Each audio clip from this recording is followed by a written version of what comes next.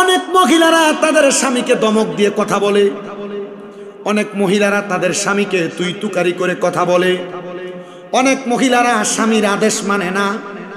মনে রাখবা ও ভবানপুরের মা, তুমি যদি তোমার স্বামীর কথা না মানো, স্বামীকে গালি দাও, তুই তুকারি বলে কথা বলো, তাহলে তুমি কোনোদিন জান্নাতে যাইতে পারবে না। কারণ কি, নবী বলেছে দুনিয়ার জমিনের মধ্যে কোনো মহিলা যদি, কোনো নারী যদি তার স্বামীকে কষ্ট দেয়, কোনো স্ত্রী যদি স্বামীকে ধমক দিয়ে কথা বলে, কোনো স্ত্রী যদি তার স্বামীকে গালি দেয়, কোনো স্ত্রী যদি তার স্বামীর সাথে রাগান্বিত হয়ে যায়, তাহলে স্বয়ং আমার আল্লাহ ওই নারীর প্রতি রাগান্বিত হয়ে যায়। শুধু তাই নয়, নবী আমার বলে দুনিয়ার জমিনের মধ্যে স্বামী স্ত্রী ঝগড়া হয়, এটা স্বাভাবিক বিষয়।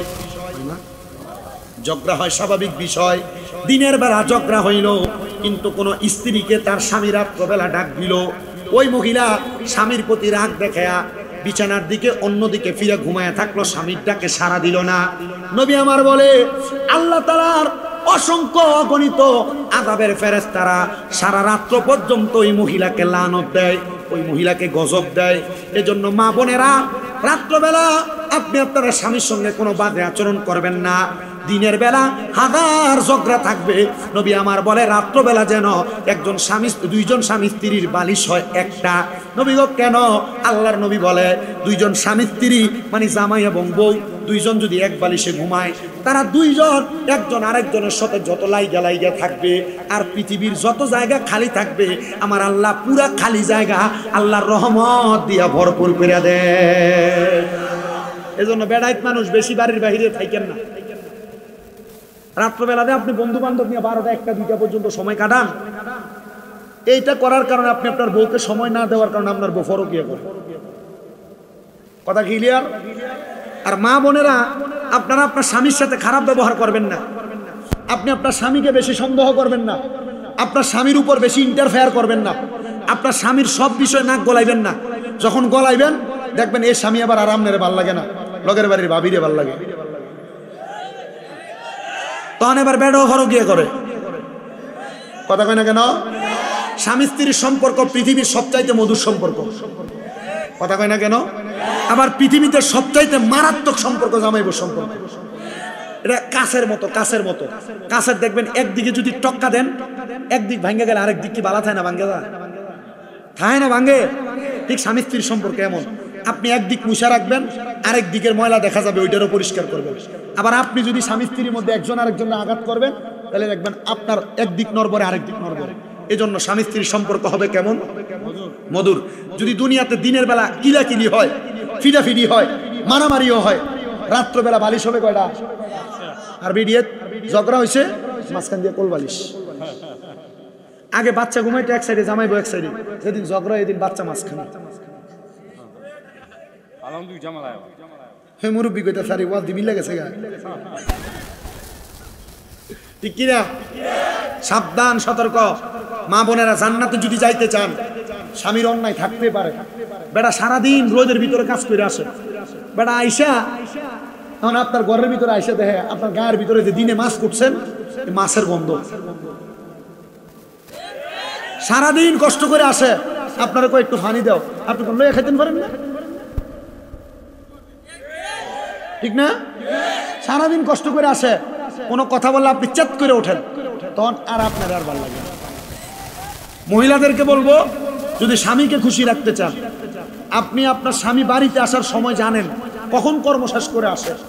আপনি আপনার স্বামী বাড়িতে আসার আগে এমনভাবে পরিষ্কার হয়ে থাকবেন যেন আপনার স্বামী আপনাকে দেখেই আপনার কপাল একটা চুম্বন করার ইচ্ছা যায়। কিন্তু বেডি যে সারাদিন কাজকর্ম করছে, শরীরের ভিতরে গন্ধ আছে না? আর বেড়াইত মানুষ আপনারা যারা, অনেকের তো স্বভাব সিগারেট খায়, গুয়ের গন্ধ সিগারেটের গন্ধ চাইতে ভালো। কথা কয় না কেন? আমি চিন্তা করি, এই বেড়াতে বাড়িতে যায় আর খাটে যে ঘুমায়, বেড়িতে তার লাথি দিয়ে ফালাই দেয় না খাট থেকে, তার কপালের কত ভাগ্য। তখন যখন আপনি সিগারেট খেয়ে বউয়ের কাছে যান, তখন আর আপনার আর আপনার বউর ভালো লাগে না, তখন এ চিন্তা করে লগের দেওয়ারটা ঠিক আছে। কথা কয় না? কারণ সে সুন্দর করে একবারে স্পেশাল ভাবে আসে। এই জন্য সিগারেট যে খান, জর্দা ফান যে খাইতেছেন আর মুখ কালা করতেছেন, মুখে যে দুর্গন্ধ তৈরি হয়েছে এটা থেকে দূরে থাকে। কথা কয় না কেন? অনেকে চিন্তা করে আমি বুড়ো হয়ে গেছি গা, এখন কি আর মহাব্বত আসেনি? বুড়ো হইলে মহাব্বত আরো সাঙ্গা হয়। কথা কয় না কেন? মানে আপনি তো ফান সিগারেট খাইয়া ইস মুখে যে দুর্গন্ধ, বহুত বুড়ার লগে দিয়ে আটন যায় না, বিড়ির গন্ধ, পাতার বিড়ি। কথা কই না রে? ঠিক না? ও বন্ধুরে, আমি আপনাদের কাছে আল্লাহ তাআলার কোরআনুল কারীম থেকে দুইটা আয়াতে কারিমা তেলাওয়াত করেছি। একটা আয়াতে কারিমা প্রথম আমি আপনাদের কাছে ভঙ্গানুবাদ করে নেই। মহামূল্যবান আয়াতে কারিমার ভঙ্গানুবাদ হলো, আমার আল্লাহ বলে, বান্দা ওয়ালা তাকুনু কাল্লাযিনা নাসুল্লাহা, তোমরা তাদের মতো হইও না যারা চলে গেছে দুনিয়ার জমিনের মধ্য থেকে, ফাআনসাহুম আনফুসাহুম, যারা নিজেদের কথা ভুলে গেছে এবং তারা যে ভুলে গেছে আমার আল্লাহ তাদেরকে ভুলাইয়া রাখছে। উলাইকা হুমুল ফাসিকুন, আমার আল্লাহ বলে তারা হলো ফাসিক। এবার সাহাবায়ে কেরাম এই আয়াত যখন নাজিল হইল, আমার নবীকে প্রশ্ন করে, ইয়া রাসূলুল্লাহ, ও মায়ার নবী, ও দয়ার নবী, রহমাতুল লিল আলামিন নবীজি, এরা কারা যারা আমার আল্লাহকে ভুলে গেছে এবং আমার আল্লাহ তাদেরকে ভুলে গেছে? নবী আমার বলে, উম্মত, ওই উম্মতগুলা হলো তারা যারা দুনিয়াতে মুসলমান দাবি করে, কিন্তু মুসলমান দাবি করার পরে মুসলমান যেই কাজগুলা করা দরকার তারা সেই কাজগুলা করে না। ও নবী গো, কোন কোন কাজগুলা মুসলমানের করা দরকার? আমার নবী কয়, এক নাম্বার, ইন্নাল্লাযীনা আমানু ওয়া আমিলুস সলিহাতি উলাইকা হুম খায়রুল বারিয়া।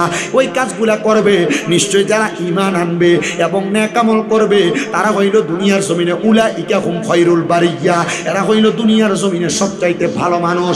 ও আল্লাহ, এই ভালো মানুষগুলার পরিচয় আপনি আমারে জানান না। আমার আল্লাহ কয়, বান্দা, এই বান্দা কোনোদিন আল্লাহ ছাড়া কারোর কাছে মাথা অবনত করে না, এই বান্দা কোনোদিন আল্লাহ ছাড়া কারোর কাছে চায় না, এই বান্দা এক আল্লাহরে খোদা বলে স্বীকৃতি প্রদান করে, তিনি হলো আল্লাহ, মানে আল্লাহর প্রতি ইমানদারে ঠিক রাখে। দুই নাম্বার হইল ওয়া মালাইকাতিহি, ফেরেশতাদের প্রতি ইমানটাকে শক্ত রাখে। নবী গো, নবী গো, নবী গো, ফেরেশতাদের প্রতি কি ইমান রাখবো? ও মুসলমান, আপনার ডাইন কাঁধে একজন ফেরেশতা, আপনার বাম কাঁধে একজন ফেরেশতা, কেরামান কাতিবিন দুইজন ফেরেশতা আছে। কথা কন্যা ঠিক কিনা? ওই দুইজন ফেরেশতা কেরামান এবং কাতিবিন, এই দুইজন ফেরেশতা কি করেন জানেননি? এই দুইজন ফেরেশতার কাজ হলো, আপনি কোন কাজটা ভালো করেন, কোন কাজটা খারাপ করেন, দুইজন ফেরেশতা রহমতের খাতার মধ্যে লিপিবদ্ধ করে দেয়।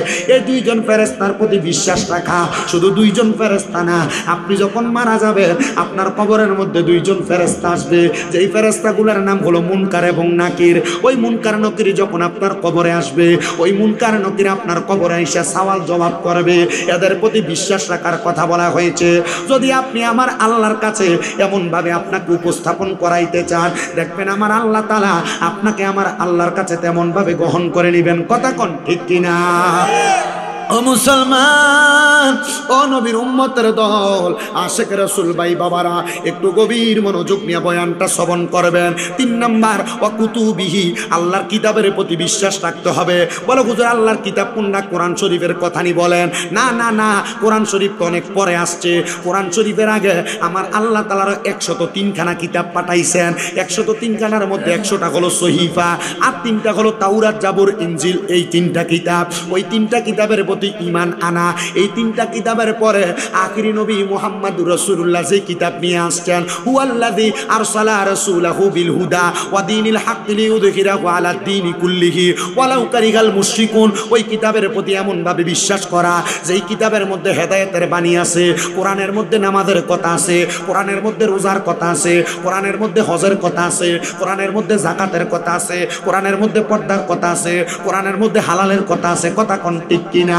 কিন্তু মানুষ নামাজের কথা থাকার পরে নামাজ পড়ে না, রোজার কথা রাখার পরে রোজা রাখে না, মানুষ দুনিয়াতে হালালের কথা জানার পরে হালাল খায় না।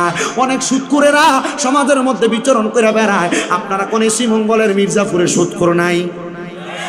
আসেনি আসেনি আসেনি, শুধু সুদখোর নাই নাই নাই। সমাজের মানুষের সুদখোরটিরে ধরে নিয়ে মসজিদের সভাপতি বানায়, সমাজের মানুষ সুদখোরটিরে ধরে নিয়ে মসজিদের সেক্রেটারি বানায়, সমাজের মানুষের সুদখোরটিরে সর্দারি করতে দেয়। কথা কন্যা ঠিক কিনা? সুদও খায়, পরের হক মাইরা খায়, হারাম টাকাও খায়, আবার চা দোকানে বই আবার লম্বা লম্বা কথা কয়। আসেনি? এ সুদখোরেরা মনে রাখ, করে শুনে রাখো, আমি তোমার ছেলের মতো, তোমার যে সন্তানরে বালা করে খাওয়াই, সুদখোর যাইও না, কই যাও, ফেস লাগাইও না। কারণ সুদের ওয়াজ করার সময় যদি 2-3টা উঠতে জায়গা আমার এক মাহফিলে, আচ্ছা আমরা যান, আমরা ছুটি না না মুরব্বী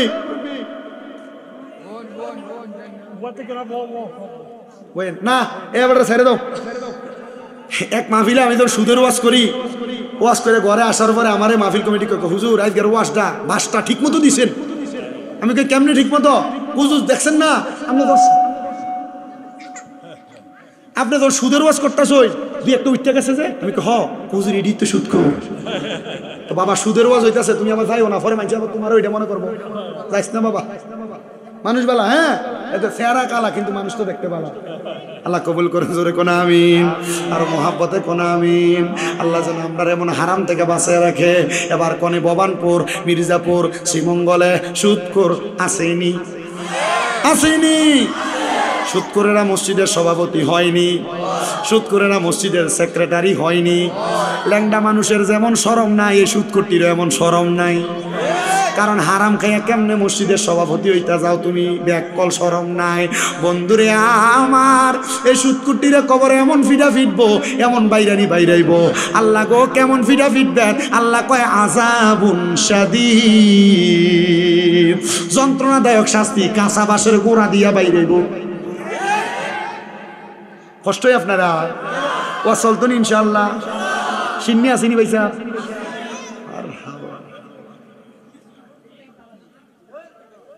ওই গরু দিয়া না মূর্খা? হ্যাঁ না না, আমি আমার মতো ওয়াজ করি। ওই নাম তাবার কাছে গরু না মূর্খা? মূর্খা আর মুরগি হোক, রাজি আসুন ইনশাআল্লাহ। মুরগি দিয়ে হলে সমস্যা নাই তো। আর যদি কোনো হুজুর গরু লাগবো, তাহলে 2 জনে কয়ালা বলো হুজুর 20 কেজি করে 40 কেজি গরু গোশত আগামী বছর আমরা দেব, কি কর? আর নাহলে তারা মুরগা দিয়ে করে, এটাই আলহামদুলিল্লাহ। আল্লাহ কবুল করুক জোরে কোনা আমিন। কত মানুষ আছে সন্তান হয় না, নিয়ত করবেন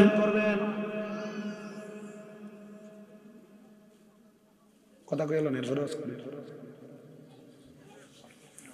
মা বোনেরা পর্দার আড়ালে যারা আছেন, ওই দিক থেকে কোনো আওয়াজ আসতে পারবে না, পেছন থেকে কোনো মহিলাদের আওয়াজ আসতে পারবে না। না না, গড় তো কাজকর্ম করা লাগে না, এই জন্য। গত বছর তো এখানেই করছিলাম, এখান দিয়ে বসে বস করছি না। আপনার মনে আমার পাইছেন না? সবাই পাইছিলেন? মাগরিবের বাস করে রেখেছি না, আল্লাহ বাঁচাইছে। পাইছেন না আপনি? আমার দিনারপুর মিডিয়া মুরব্বী কাকু কয় আপনি ওয়াজ করে গেছেন গিয়া, পরে আপনারা পাইছেন না। তারা অসুবিধা নাই, আজকে যা আছে ইনশাল্লাহ ওয়াজ করে দিয়ে যাবো ইনশাল্লাহ। কবুল করো কালে আমিন কন, আরো জোরে কোন আমিন। সুদখোর আসেনি এলাকায়? ঘুষখোর আসেনি? লম্বা লম্বা সাফা মারে আসেনি? আচ্ছা, শুকুরের গোশত খাওয়া কি হালাল না হারাম? জোরে কইছেন আপনারা? কেউ যদি সুদের টাকা দিয়ে কিনা গরুর গোশত খাওয়ান হারাম। কেউ যদি সুদের টাকা দিয়ে দেশি মুরগা কিনা খাইলেও হারাম। কেউ যদি সুদের টাকা দিয়ে যদি খাসির গোশত কিনা হারাম। কথা কয় না, ঠিক কিনা? তো দেখবেন এই সুদখোরটি কিন্তু বাজারে যে বড় মাছটাই এটা কিনে, এই ঘুষখোরটি কিন্তু বাজারে যে বড় দেশি মুরগাটা এর হাতাটা এটা কিনে। কথা কন না কি রে? এরা তো হারাম খাইবো। এবার আল্লাহর নবী বলেন, কি কয় নবীকে? আমি যখন মেরাজে গেছি, কই গেছে? মেরাজে যখন গেলাম, যাওয়ার পর আল্লাহ আমার 2টা জিনিস দেখাইছে। কয়টা? 2টা। একটা হইলো জান্নাত, একটা হইলো জাহান্নাম। আমি নবী জান্নাত দেখে বড় খুশি হইলাম। আল্লাহ এত সুন্দর জায়গা, মাশাআল্লাহ, কত সুন্দর সুন্দর মানুষ দেখা যায়। আল্লাহ এরা কারা? এরা জান্নাতি। আল্লাহ তো জান্নাতে তো নিলেন, ঠিক আছে, বুঝতে আপনার কোনো কষ্ট হইতেছে না তো? আমি ভাওনা তুললে আপনার ঠান্ডা লাগে নিছে, অসুবিধা হইতো না তো? তো রাসূল জিজ্ঞাসা করতেছে, আল্লাহ এই জান্নাতে কারা থাকবো? নবীজি বলতেছে, ওমা এই জান্নাতের ভিতরে আপনি নবীর উম্মতেরা থাকবো। সুবহানাল্লাহ নাই? জান্নাতে কারা থাকবো? নবীর উম্মতেরা। আমার নবী খুশি হয়ে গেছে। নবীজি বলেন, আমি আল্লাহ তাআলার কুদরতি কদমের ভিতরে একটা সেজদা দিলাম। জোরে কই। আমার নবী বলেন, আমি নবীকে আমার আল্লাহ তাআলা এবার আল্লাহ তাআলার আরেকটা নিদর্শন দেখাইবার জন্য নিয়ে গেলেন। আমি নবী আল্লাহ তাআলার জান্নাত দেখার পরে আল্লাহ তাআলার সেজদা দিলাম। দেওয়ার পরে আমি আবার আমার আল্লাহ তাআলার জাহান্নামের কাছে যাইতেছি। এখনো জাহান্নামের কাছে যাইতে 70 গজ দূরত্ব। আমি নবীর থেকে জাহান্নামের দূরত্ব কয় গজ? 70 গজ। আমি নবী তাকে দেখলাম একটা আগুনের জিহ্বা উপরের দিকে লড়াচড়া করতেছে। আমি নবী জিজ্ঞাসা করলাম, আল্লাহ এই আগুনটাতে দেখা যায় আগুনটা কিসের আগুন? কয় এটা জাহান্নামের। আল্লাহ এই জাহান্নামের আগুন যে দেখা যায় আগুনটার মধ্যে কারা থাকবো? আমার আল্লাহ কয়, নবী গো আপনার উম্মতই থাকবো। আমার নবী একটা ডাক দিয়া কয়, উম্মত। আমি নবী তখনও 2 রাকাত নামাজ আদায় করার জন্য আমার আল্লাহ তাআলার কুদরতি কদমের ভিতরে একটা সেজদা দিছি। উম্মত রে, ওই জাহান্নামটা এত ভয়ঙ্কর, যদি উপর থেকে একটা পাথর জাহান্নামের উপরে মারা হয়, ওই পাথরটা জাহান্নামের তলদেশে যাইতে 500 বছর লাগবে। হে উম্মত, আমি নবী ওই জাহান্নামটা দেইখা আমার কাছে বড় ভয় ভয় লাগছে রে উম্মত। নবী গো, ওই জাহান্নামের ভিতরে আপনি কারে কারে দেখছেন? আমার নবী কয়, এক জাতের মানুষ দেখছি যাদের পেটটা কাল বুয়ুতিন একবারে ঘরের মতো দেখা যায়। নবী গো, তারা কারা? আমার নবী কয়, তারা হইল দুনিয়ার সুদখোর, তারা হইল দুনিয়ার হারামখোর। ইয়া রাসূলুল্লাহ, এদের পেটটা কেন এত বড় বড়? আমার নবী কয়, শুধু পেটটা বড় দেখছি না, আমি নবী দেখছি তাদের পেটের ভিতরে বড় বড় সাপ ঘোরাফেরা করতেছে, একবারে স্পষ্ট দেখা যায়। আমি নবী দেখলাম তাদের পেটের মধ্য থেকে এগুলা কলিজার ভিতরে একটা কামড় মারে। এত কষ্ট, এত কষ্ট, এত কষ্ট। আমার এই ভবানপুর এলাকার যুবক, ভবানপুর এলাকার মুরব্বী বাবারা, তুমি তোমার সন্তানরে ভালো একটা স্কুলে পড়াইবার জন্য সুদের উপর টাকা লাগাও, তুমি তোমার বউরে দামি শাড়ি কিনা দিবার জন্য সুদে টাকা লাগাও। আল্লাহর কসম মনে রাখবা, যখন তুমি মারা যাইবা, মারা যাওয়ার পরে তোমার একটা নেক আমলের জন্য তুমি আটকে যাইবা। সন্তানের কাছে যায় বলবারে, আমার সন্তান আমার একটা নেক আমল দিয়ে আব্বারে সহযোগিতা করো না, আমি না তোমার আব্বা।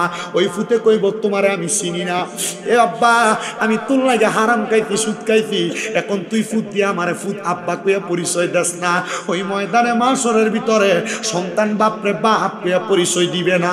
বাবারে, স্ত্রী স্বামীরে স্বামী বইলা পরিচয় দিবে না।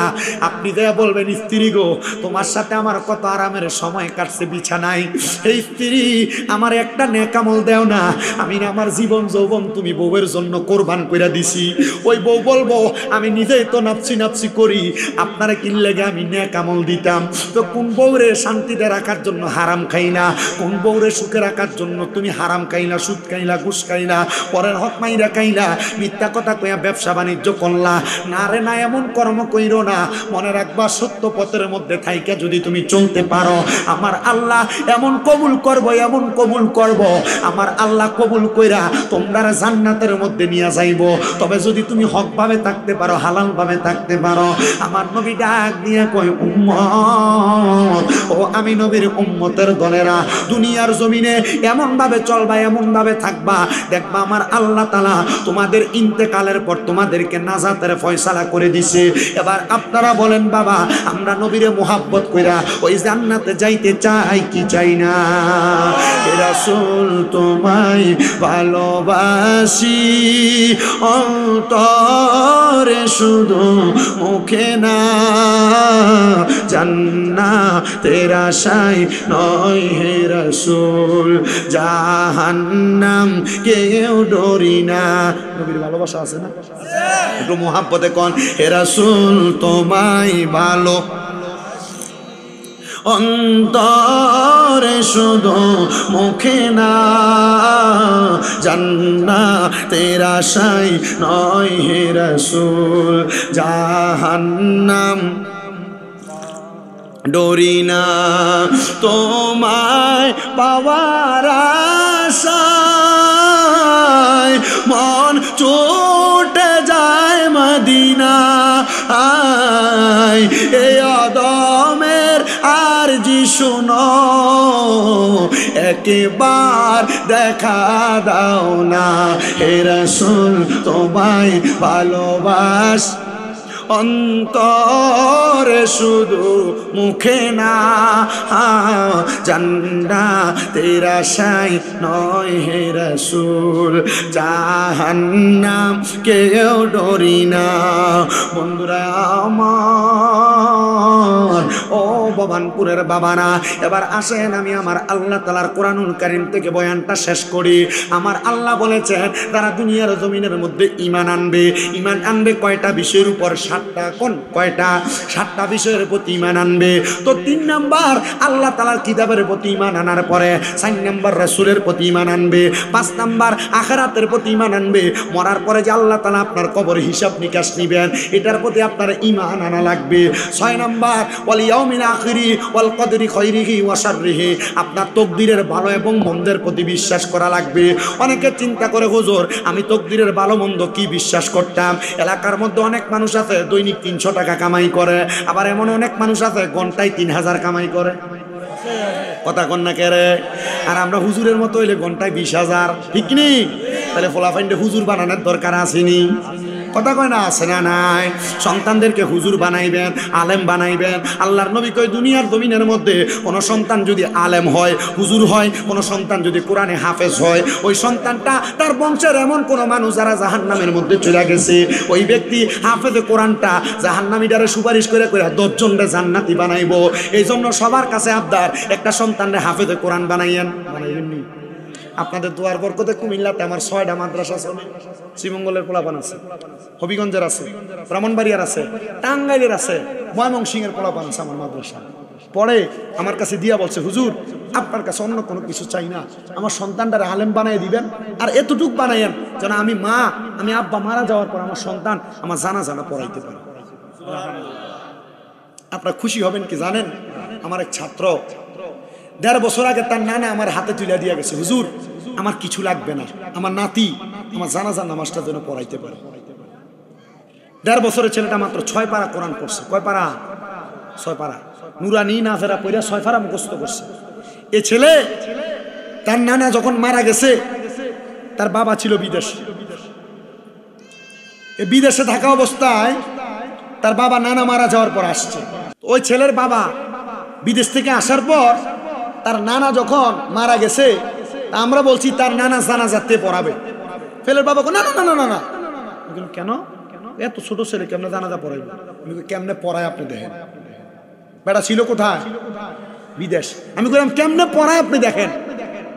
মসজিদের ইমাম সাহেব চিন্তা করলো আমি যদি জানাজাটা না পড়াই আমার তো হাদিয়ে দিত না, ঠিক না? আসলে ঠিক কথা। আমরা হুজুর, আপনি বারাইটা হুজুর দিয়ে কি লেগে দোয়া পড়াইতেন? আপনি যদি আপনার বাবার কবরের সামনে দিয়ে দোয়া করেন, দেখি হুজুরের থেকে আগে কবুল হইতো না? কথা কয় না কি রে? অন হুজুরেরা তো এই ওয়াজ করতো না, কারণ এটা করলে হুজুরের পকেট ফাটলো হয়ে যাবে। এই কথা কয় না? হ্যাঁ করাইবেন হুজুর দিয়া, আপনিও করবেন, হুজুরদেরকে নিবেন, কারণ আল উলামা ওয়ারাসাতুল আম্বিয়া, ওলামায়ে কেরাম নবীদের ওয়ারিস। আলেমরা দোয়া করলে আপনার আগে কবুল হইব, কারণ আপনি নামাজ পড়েন না, আলেমরা নামাজ পড়ে। হুজুরে কহ ছেলে তো ছোট মানুষ, এই ছেলে তো জানাজা পড়াইতে পারবেন, এটা মাসালা হয় না। আমি কইলাম ইমাম সাহেব আমারে চিনেননি? চিনি। কে? আমি শামীম রেজা সাহেব না? এই ছেলের বয়স দেখছেন? নামাজের ইমামতি করার জন্য শর্ত কি জানেন তো? জানি। ইমামতি করতে পারবো নি?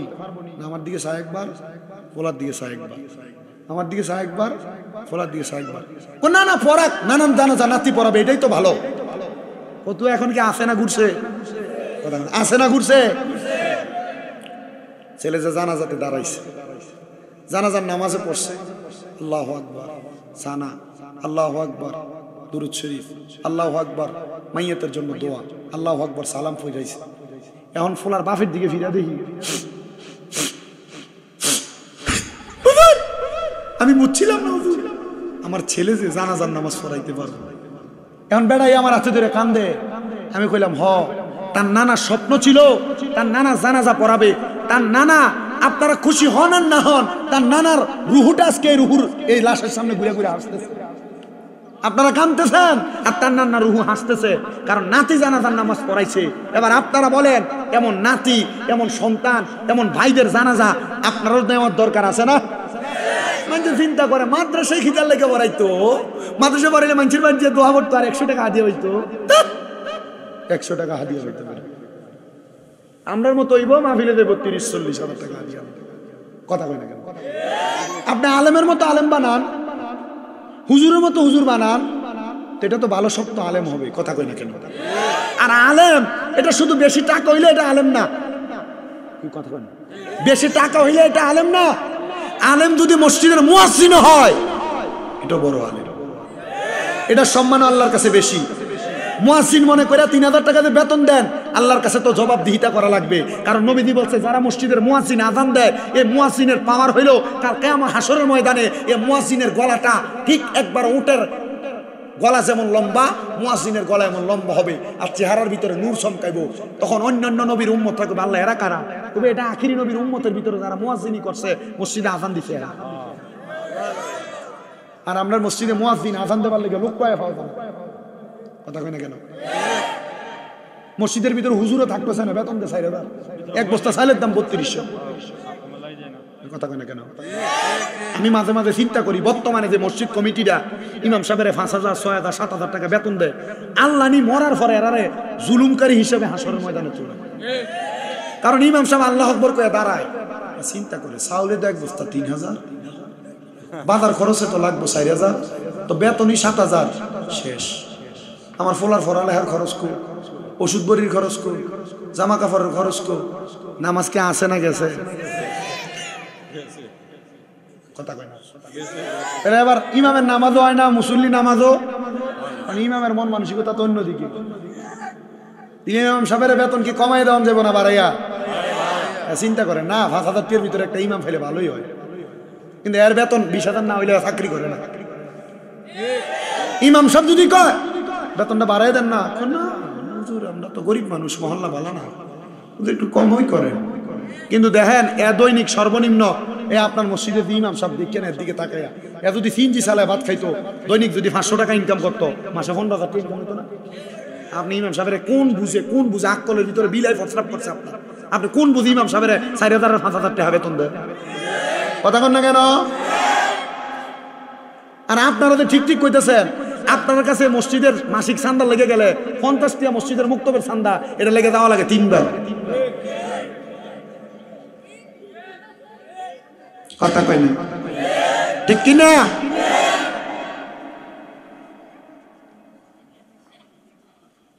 ঠিক আছে। মসজিদে টাকা কি কম দিবেন না বেশি দিবেন? শুক্রবারে একা মসজিদে যাবেন না, ছোট বাচ্চা যে আছে ছেলে হাতে করে নিয়ে যাবেন। আপনি যদি দেন মসজিদে 10 টাকা, এই বাচ্চার হাতে দিবেন আরো 5 টাকা দিয়ে তারা অভ্যাস করাবেন দান করাইতে। আর আমরা সমাজে অনেক বহুত বুড়া বুড়া মুরব্বী আছে, তারা মসজিদে বাচ্চা গেলে যদি বাচ্চারা দৌড়াদৌড়ি করে,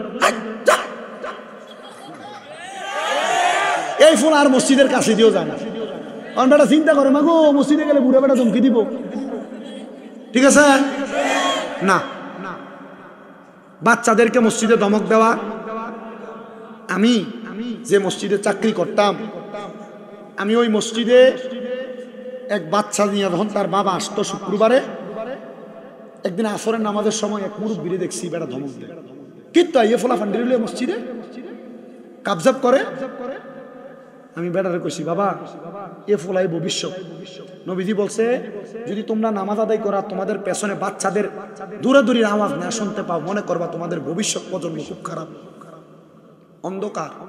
আমি কইলাম মুরব্বী কিছু বইলেন না। পরের সপ্তাহে এই বেটা আবার বাচ্চারা নিয়ে আসছে, এমন পরের সপ্তাহে বাচ্চা 3 কাতারের মাঝখান দিয়ে ফসব করে দিয়েছে। এবার ওই বুড়া বেটা আর আমারে কিছু কয় না, ইমাম সাহেব ধমকি দিব। বুড়া বেটা হ্যাঁ এবার দেখছেন মুইতে দিছে যে, কি কয় দেখছেন বস্তাব করে দিছে যে। এবার আমি বেটার গাল একটা জুতার বাড়ি দিয়ে দিছি। কেমনে দেখেন, বাচ্চা ফসরাপ করছে, আমি যে নিজের হাত দিয়ে কুশ করে করে ফসরাপ দিয়ে পরিষ্কার করছি। কেমনে? নিজের হাতে কুশ করে করছি। বেটারে দেখাইলাম যে বাচ্চারা মসজিদে এলে লাভ, আর আমি ইমাম সাহেব না, আমি মসজিদের খাদেম, এই মসজিদের ফসরাপ পরিষ্কার করে দেখাইলাম, তোমরাও করবা। তাহলে বাচ্চাদেরকে মসজিদে দূরে রাখবেন না নিয়ে যাবেন? আপনি নিবেন কেন? আপনি নিজে তো ফজরের নামাজ পড়েন না। কথা কই না? শুক্রবারে জুতা চোরের মতো 2 রাকাত ফইরা বাইরে চলে গেছে। আর যদি জিলাপি থাকে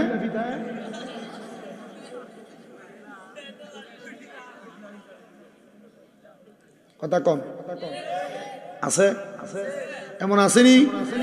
চিন্তা করতেছে কথাগুলো তো সঠিক কথা, এই কথাগুলো তো আমরাও চিন্তা করি, কিন্তু আমরা কারোর কই না। এ কোয়ার লাগে আপনারা আনেন, ঠিক কিনা?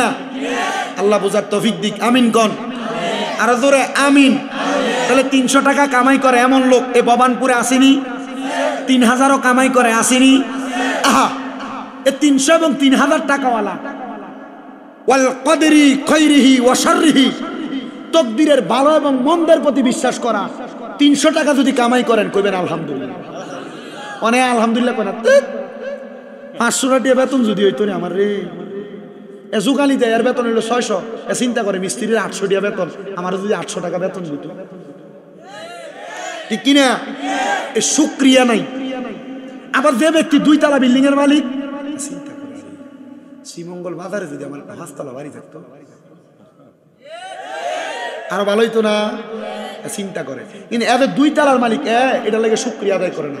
আল্লাহ কয়, বান্দা লা ইউকাল্লিফুল্লাহু নাফসান ইল্লা উসআহা, আল্লাহ বলতেছে বান্দা আমি আল্লাহ সাধ্যের বাহিরে কাউকে কোনো কিছু চাপায় দেই না। তুমি 300 টাকার ভার বহন করতে পারবা, যদি ছোট একটা বাচ্চার কাঁধে 50 কেজি চাউলের বস্তা উঠাইয়া দেন, বাচ্চা নিতে পারবে? বান্দা তুমি 300 টাকা লোড নিতে পারবা, এজন্য 300 টাকায় কামাই করাই। আর 3000 টাকা কামাই করার সুযোগ পাইছে, আমি আল্লাহ এই ব্যক্তির ক্ষমতা দেখি 3000 টাকা কামাই করে দুনিয়াতে চলার, এজন্য বান্দা 3000। স্ত্রী গারা স্বামীরা বড় কষ্টে থাকে দুনিয়াতে। ওই মহিলা বলে, স্বামী গো আপনি যে আমাকে দুনিয়াতে ভালো করে দেখতেছেন না, আপনার কাছে আমার আবদার হইল আপনি বলেন না, আপনি যদি মারা যান, মারা যাওয়ার পরে যদি জান্নাতে যান, আমি স্ত্রীকে আপনি কি দিবেন, আমি স্ত্রীকে আপনি কি করবেন? স্বামী বলে, স্ত্রী তুমি যে আমার সঙ্গে এত সুন্দর ব্যবহার করো, অবশ্যই অবশ্যই আমি স্বামী মারা যাওয়ার পরে যদি জান্নাত পাই, তাহলে তুমি স্ত্রীকে আমার সাথে জান্নাতে নিয়ে যাব। এ ভবানপুরের মা, অনেক মহিলারা তাদের স্বামীকে ধমক দিয়ে কথা বলে, অনেক মহিলারা তাদের স্বামীকে তুই তুকারি করে কথা বলে, অনেক মহিলারা স্বামীর আদেশ মানে না। মনে রাখবা ও ভবানপুরের মা, তুমি যদি তোমার স্বামীর কথা না মানো, স্বামীকে গালি দাও, তুই তুকারি বলে কথা বলো, তাহলে তুমি কোনোদিন জান্নাতে যাইতে পারবে না। কারণ কি? নবী বলেছে, দুনিয়ার জমিনের মধ্যে কোনো মহিলা যদি, কোনো নারী যদি তার স্বামীকে কষ্ট দেয়, কোনো স্ত্রী যদি স্বামীকে ধমক দিয়ে কথা বলে, কোনো স্ত্রী যদি তার স্বামীকে গালি দেয়, কোনো স্ত্রী যদি তার স্বামীর সাথে রাগান্বিত হয়ে যায়, তাহলে স্বয়ং আমার আল্লাহ ওই নারীর প্রতি রাগান্বিত হয়ে যায়। শুধু তাই নয়, নবী আমার বলে, দুনিয়ার জমিনের মধ্যে স্বামী স্ত্রী ঝগড়া হয়, এটা স্বাভাবিক বিষয়, ঝগড়া হয় স্বাভাবিক বিষয়। দিনের বেলা ঝগড়া হইল, কিন্তু কোন স্ত্রীকে তার স্বামী রাত্রবেলা ডাক দিল, ওই মহিলা স্বামীর প্রতি রাগ দেখায়া বিছানার দিকে অন্যদিকে ফিরে ঘুমায় থাকলো, স্বামীর ডাকে সাড়া দিল না। নবী আমার বলে, আল্লাহ তাআলার অসংখ্য অগণিত আযাবের ফেরেশতারা সারা রাত্র পর্যন্ত ওই মহিলাকে লানত দেয়, ওই মহিলাকে গজব দেয়। এজন্য মা বোনেরা, রাত্রবেলা আপনি আপনার স্বামীর সঙ্গে কোনো বাজে আচরণ করবেন না। দিনের বেলা হাজার ঝগড়া থাকবে, নবী আমার বলে রাত্রবেলা যেন একজন স্বামী, দুইজন স্বামী স্ত্রীর বালিশ হয় একটা। নবী গো কেন? আল্লাহর নবী বলে, দুইজন স্বামী স্ত্রী মানে জামাই এবং বউ, দুইজন যদি এক বালিশে ঘুমায়, তারা দুইজন একজন আরেকজনের সাথে যত লাইগা লাইগা থাকবে, আর পৃথিবীর যত জায়গা খালি থাকবে, আমার আল্লাহ পুরা খালি জায়গা আল্লাহর রহমত দিয়া ভরপুর করে দেয়। এজন্য বেড়াইত মানুষ বেশি বাড়ির বাহিরে থাকেন না। রাত্রবেলাতে আপনি বন্ধু বান্ধব নিয়ে 12টা 1টা 2টা পর্যন্ত সময় কাটান, এইটা করার কারণে আপনি আপনার বউকে সময় না দেওয়ার কারণে আপনার বউ ফরকিয়া করে। কথা ক্লিয়ার?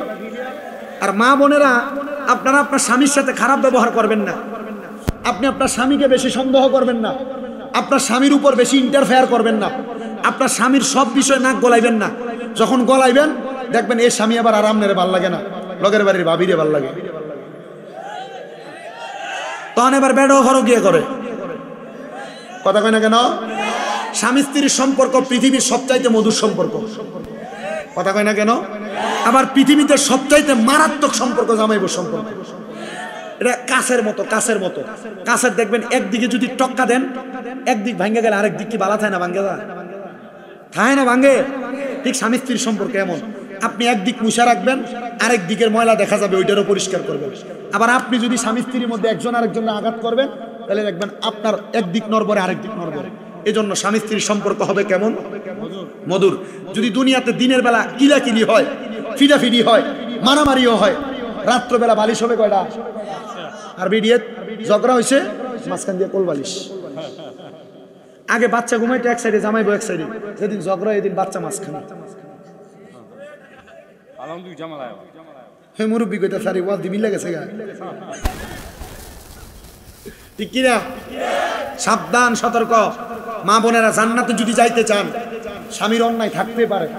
বেটা সারাদিন রোদের ভিতরে কাজ করে আসে, বেটা আইসা তখন আপনার ঘরের ভিতরে আইসা দেখে আপনার গায়ের ভিতরে যে দিনে মাছ করছেন, মাছের গন্ধ। সারাদিন কষ্ট করে আসে, আপনারা একটু পানি দাও, আপনি কোন লইয়া খাইতেন পারেন না, ঠিক না? সারাদিন কষ্ট করে আসে, কোনো কথা বললে আপনি চেত করে ওঠেন, তখন আর আপনার আর ভালো লাগে। মহিলাদেরকে বলবো, যদি স্বামীকে খুশি রাখতে চান, আপনি আপনার স্বামী বাড়িতে আসার সময় জানেন কখন কর্ম শেষ করে আসে। আপনি আপনার স্বামী বাড়িতে আসার আগে এমনভাবে পরিষ্কার হয়ে থাকবেন যেন আপনার স্বামী আপনাকে দেখেই আপনার কপাল একটা চুম্বন করার ইচ্ছা যায়। কিন্তু বেডি যে সারাদিন কাজকর্ম করছে, শরীরের ভিতরে গন্ধ আছে না? আর বেড়াইত মানুষ আপনারা যারা, অনেকের তো স্বভাব সিগারেট খায়, গুয়ের গন্ধ সিগারেটের গন্ধ চাইতে ভালো। কথা কয় না কেন? আমি চিন্তা করি, এই বেড়াতে বাড়িতে যায় আর খাটে যে ঘুমায়, বেড়িতে তার লাথি দিয়ে ফালাই দেয় না খাট থেকে, তার কপালের কত ভাগ্য। তখন যখন আপনি সিগারেট খায় বউয়ের কাছে যান, তখন আর আপনার বউর ভালো লাগে না, তখন এ চিন্তা করে লগের দেওয়ারটা ঠিক আছে। কথা কয় না? কারণ সে সুন্দর করে একবারে স্পেশাল ভাবে আসে। এই জন্য সিগারেট যে খান, জর্দা ফান যে খাইতেছেন আর মুখ কালা করতেছেন, মুখে যে দুর্গন্ধ তৈরি হয়েছে, সেটা থেকে দূরে থাকে। কথা কয় না কেন? অনেকে চিন্তা করে আমি বুড়ো হয়ে গেছি, গা এখন কি আর মহাব্বত আসেনি? বুড়ো হইলে মহাব্বত আরো সাঙ্গা হয়। কথা কয় না কেন? মানে আপনি তো ফান সিগারেট খাইয়া ইস মুখে যে দুর্গন্ধ, বহুত বুড়ার লগে দিয়ে আডন যায় না, বিড়ির গন্ধ, পাতার বিড়ি। কথা কই না রে, ঠিক না? এ মুরব্বী বাবারা, আপনাদের অনেকের বাবা মারা গেছে, মাঝে মাঝে মারের স্বপ্ন দেখেন, বাপরে স্বপ্ন দেখেন। কেন দেখেন জানেননি? আল্লামা ইবনে সিরিন রহমাতুল্লাহ আলাইহি বলতেছে, যখন কোনো মানুষ কবরের ভিতরে কষ্টের মধ্যে থাকে, ওই কষ্টের মধ্যে থাকলে তখন তারা তাদের আত্মীয় স্বজনের স্বপ্নে হাজির হয়। কারণ কি? আত্মীয় স্বজনের স্বপ্নে আইসা তারা বুঝায় দেয়, তোমরা আমার জন্য দোয়া করো। আপনারা যদি কখনো আপনার মা আপনার বাবাকে স্বপ্ন দেখেন, আপনারা সাথে সাথে 2 রাকাত নামাজ পড়ে তার জন্য দোয়া করবেন, আমার আল্লাহ তাআলা তাদের কবর আযাব মাফ করে দিবে। হযরত হুযায়ফা সাল্লাল্লাহু রাহমাতুল্লাহ আলাইহি ডাক দিয়ে কই, জগতের মানুষ, ও জগতের মানুষ, আমি আল্লাহর কাছে কাঁদতে লাগলাম। হঠাৎ করে আমি আমার ঘুমের ঘরের স্বপ্নের মধ্যে দেখতেছি আমার আব্বা যায় জান্নাতের মধ্যে ঘোরাফেরা করতেছে। জোরে জোরে বলেন সুবহানাল্লাহ। বাবা তুমি কেমন আছো ছোট মাটির ঘরে, তোমার কথা হৃদয় মাঝে পড়ছে বারে বারে, ভালোবাসি তোমায় বাবা বুকটা যে যায় ছিঁড়ে, তোমার কথা হৃদয় মাঝে পড়ছে বারে বারে। বাবা গো, ও বাবা, বাবা গো, ও বাবা। সন্তান কই, আল্লাহ আমার আব্বা জান দুনিয়াতে নামাজ রোজা ইবাদত কইরা যেই পরিশ্রম করছে, আপনি আমার আব্বা জানলে জান্নাত দান করছেন। এ আমার এই শ্রীমঙ্গলের মির্জাপুরের ভবানপুরের বাবারা বন্ধুরা, একটু মনোযোগ দিয়ে বয়ানটা শ্রবণ করার চেষ্টা করেন। এবার ওই ছেলেটা পরের দিন লক্ষ্য করে দেখে ফজরের নামাজের সময় তার মা জননী ফজরের নামাজটা পড়তে ওঠে না। মার সামনে যায় মারে বারবার ডাক দেয়, ও মা গো আপনি কেন ঘুম থেকে ওঠেন না, ফজরের নামাজকে আপনি মা চলুনি আজকে পড়বেন না। বারবার যখন ডাক দেয় সন্তানকে, আমি আমার আম্মা জানের সামনে যাইলাম, যাওয়ার পর দেখলাম আমার আম্মা জান ঘুমাইতেছে। আমি আমার মায়ের পাগুলার মধ্যে ধরে ডাকতে লাগলাম। আমি দেখতে পাইলাম আমার মাটা শরীরটা একবারে ঠান্ডা হয়ে গেছে। নাকের মধ্যে হাত দিয়ে দেখলাম কোনো নিঃশ্বাস ফালায় না, মুখের মধ্যে হাত দিয়ে দেখলাম নিঃশ্বাস ফালায় না, চোখগুলা টাইনা দেখলাম চোখ নাড়ে চারে না। আমি বুঝতে পারলাম আমার মা মনে হয় আমার আব্বার সুখে আক্রান্ত হয়ে ইন্তেকাল করেছে।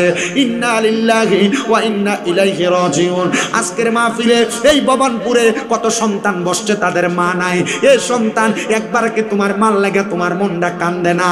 আজকে পর্দার অন্তরালে কত মহিলারা ঘুরতেছে তাদের মা দুঃখিনী অন্ধকার কবরে। এই সন্তান মারে যে 3.5 হাত মাটির কবরের মধ্যে শোয়া দিয়ে আসলা, একবার কি তোমার মনটা কান্দে না? ওই মাটা কবরে কেমন আছে তোমার কি জানতে মনটা চায় না? ওই মাটা কবরে কেমন আছে তোমার কি মনটা চায় না জানতে? ওরে 3.5 হাত গর্তে ফেলে কেমন করে আইলা চলে, তোমার বাড়ি আইতে দেরি হইলে যেই মা ঘুমাইতো না, ওই কবর দেশে মায়ের পাশে একটু রইলি না রে। কবর দেশের খবর নইলি না।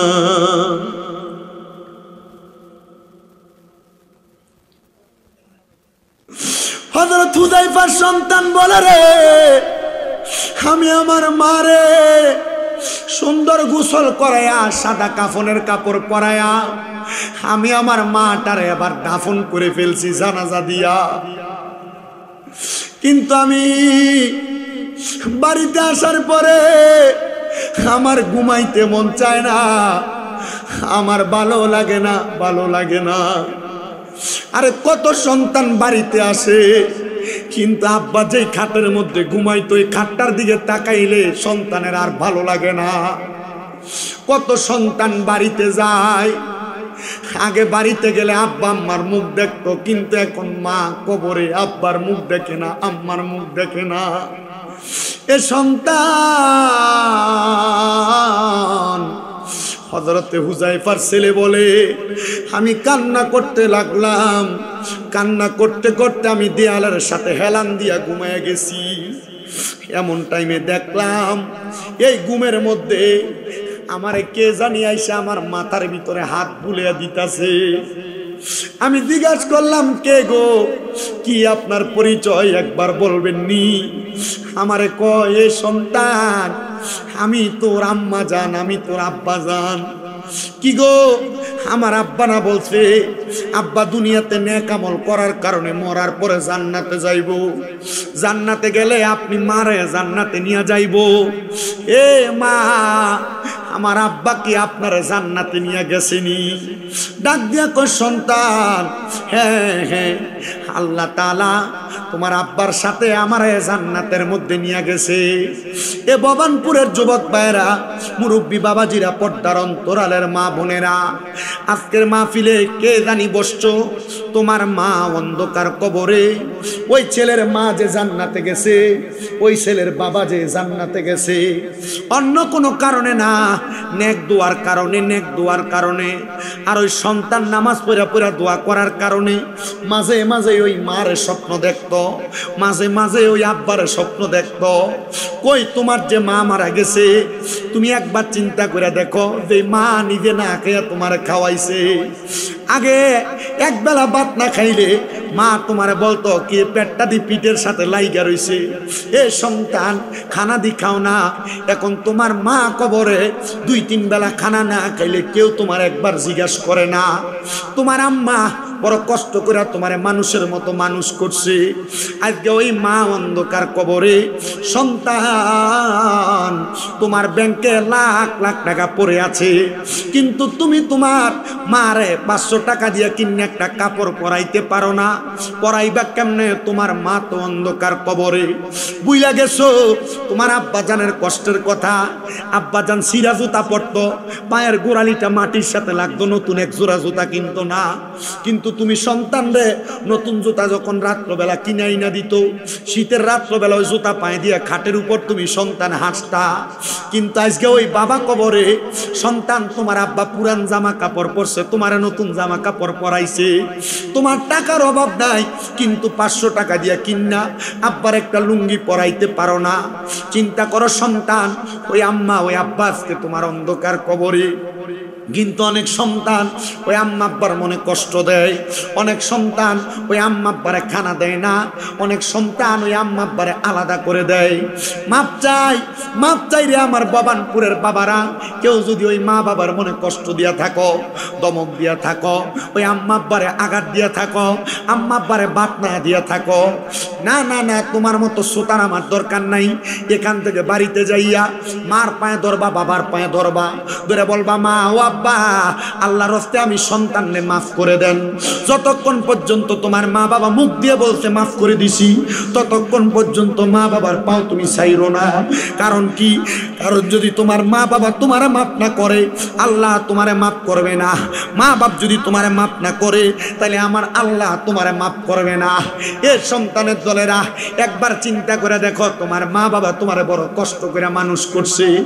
মা জননী সকালবেলা পান্তা ভাত গুলা খাইতো না, রাইখা দিত। আমার সন্তান দুপুর বেলা আসলে, রোদের মধ্য থেকে আসলে পান্তা ভাত গুলা খাইলে ফুতের কলজা ঠান্ডা হইব। আজকে ওই মা কবরে সন্তান, বাজারে কত রং বেরঙ্গের ফল দেখা যায়, কিন্তু তুমি তোমার আম্মা আব্বারে খাওয়াইতে পারো না। আম্মা আব্বা তোমার লাখ লাখ টাকা জায়গা জমি দিয়া গেছে, বাড়ি দিয়া গেছে। চিন্তা করে দেখো, মা বাবার পেছনে যদি তুমি প্রতি মাসে 1000 টাকার ফল কিনা খাওয়াইতা, 12 মাসে 12,000 টাকার ফল তো তুমি তোমার মারে খাওয়ানো লাগতো। মা বাপ যদি বাইচা থাকতো, প্রতি মাসে যদি 1000 টাকা করে হাত খরচের টাকা দিতা, 12 মাসে 12,000 টাকা হাত খরচের টাকা দেওয়া লাগতো। ওই মা কবরে, বাবা কবরে, আম্মা আব্বা যে টাকা দিয়া গেছে, বাড়ি দিয়া গেছে, ক্ষেত পাথরে জায়গা দিয়া গেছে, এই জায়গাগুলা তুমি যদি ভাড়া রাখতা, মাসে যদি 5,000 টাকা ভাড়া দিতা, 12 মাসে 60,000 টাকা ভাড়া দেওয়া লাগতো।